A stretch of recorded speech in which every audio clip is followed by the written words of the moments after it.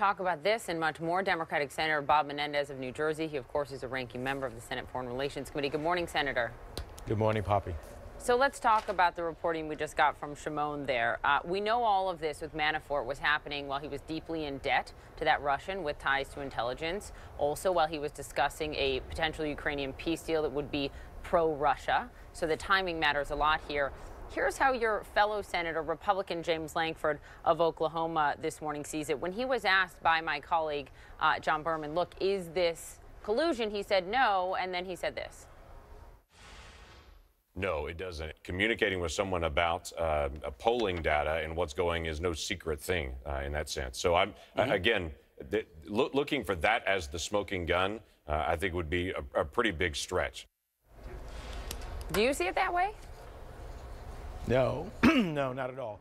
Every time we peel back the onion, we see another part of Trump's orbit linked to Russia. And the reality is that what's the polling information of value for, if not to give you insights as to what messaging or issues are going to be important to the American people so that you can ultimately seek to influence them in your goal to get Donald Trump elected. And to give it to Kalimnik, who actually has Russian intelligence ties, and with a suggestion that it should go to Oleg Deripaska, a Russian oligarch incredibly close to Putin, sanctioned by the United States government, by the way, is only in my mind, a total vehicle into Putin for the purposes of giving him information that can ultimately be used to affect the American elections. The question becomes, did the president or anyone else on the campaign know about it? Was it done at the behest of the campaign, or was it done individually? Because, look, he was deeply indebted to Oleg Deripaska. We don't know at this point, but you can bet that Mueller knows a lot more than we do on this front. Let me ask you about the confirmation hearing next week. Of course, before the Senate, you have William Barr, the president's pick for Attorney General. Elevated importance now that Rod Rosenstein, we know, is stepping down. A key question, of course, is going to be, will he allow the Mueller probe to continue undeterred? You know how critical he's been about the obstruction part of the Mueller probe, calling it grossly irresponsible.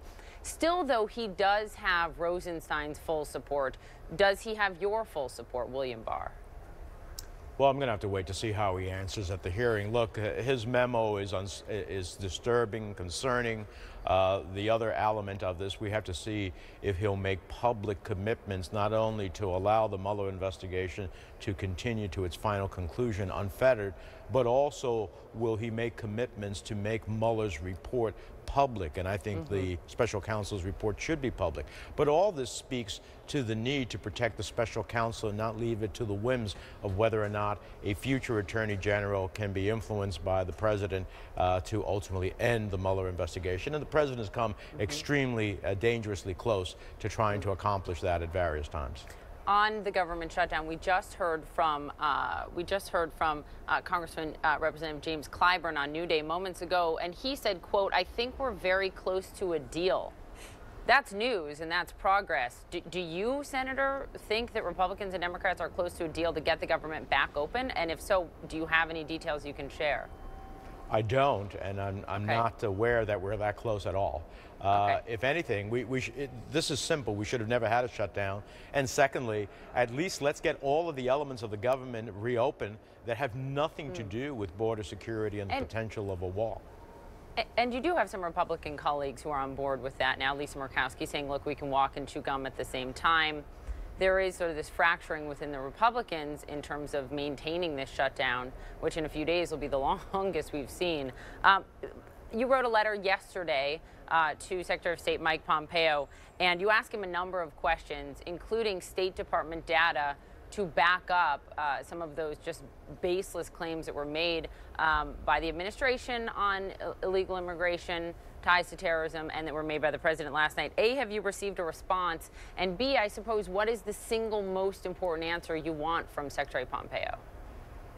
Well, no, I haven't received a response yet. And secondly, I want to totally debunk the suggestion that the administration has been using. The president didn't use it last night because it's been debunked that 4,000 terrorists came over the border as a result of our challenges at the southern border. That's just simply not true. Simply not true. And the same thing on the question of drugs.